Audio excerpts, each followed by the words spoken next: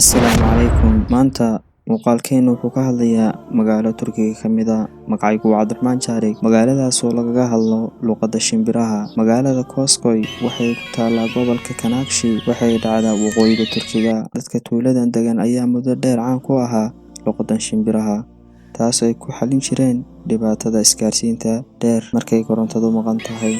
Xirfaddan waxay bilaabeen muddo hadda laga joogo 400 sano ka hor, waana hab fudud oo ay ku wada xiriiri jireen shimbiraha. Dadkan waxay ugu yeeraan luqadda shimbiraha, taasoo ka caawinaysa masaafooyinka fog inay fariimaha iskaga gudbin jireen, taasoo ay ku dadaaleen inaynan dabar go'in luqaddan, ayna u adeegsadaan shaqo maalmeedkooda sida beeraha, waxayna baraan carruurtooda sida ay luqaddan u sii jirto u ahaato mid sii waarta. Waxaana luqaddan ku dadaalay inaynan dabar go'in oo sii jirto Suldaan Maxamed Faatix, isagaana ka dhigay mid caan ah ilaa maantadan la joogo.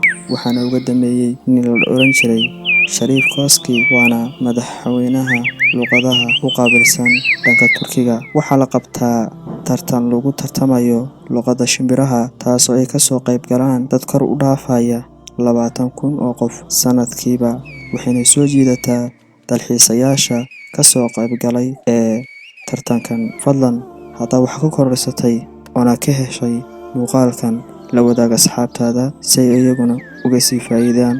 Assalaamu calaykum waraxmatullaahi wabarakaatuh.